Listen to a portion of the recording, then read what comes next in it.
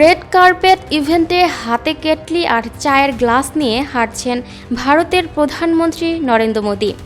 হাঁকছেন চায়ে বলো। এআই দিয়ে তৈরি এমনই এক ভিডিও শেয়ার করে বিতর্কে জড়িয়েছে কংগ্রেস, তবে প্রতিবাদে সরব হয়েছে ক্ষমতাসীন বিজেপি।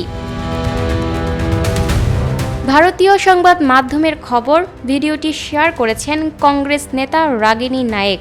ক্যাপশনে লেখা, এটা আবার কে করলো।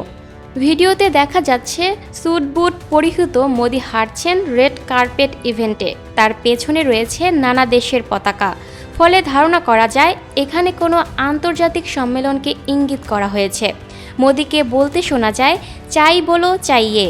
প্রসঙ্গত, ভারতের প্রধানমন্ত্রী নিজেকে চাওয়ালা পরিচয় দিতে পছন্দ করেন। এর আগে দেখা গেছে বিভিন্ন রাজনৈতিক মঞ্চে নিজের ছোটবেলার পেশার পরিচয় ব্যবহার করছেন তিনি। এমনকি সাবেক প্রধানমন্ত্রী মনমোহন সিংয়ের সঙ্গে নিজের তুলনা করতে গিয়ে অতীতে তাকে বলতে শোনা গেছে, 2014 সালে এক চাওয়ালাকে দায়িত্ব দিয়েছিলেন আপনারা। আমি কখনো নিজেকে অর্থনীতিবিদ দাবি করিনি, কিন্তু দেশবাসীর শক্তির ওপর আস্থা রেখেছি। 10ম স্থান থেকে ভারতীয় অর্থনীতির বিশ্বের 5ম বৃহত্তম অর্থনীতিতে পরিণত হয়েছে। অনেকের ধারণা, এবার মোদির সেই পরিচয় প্রসঙ্গ তুলেই খোঁচা দিল কংগ্রেস।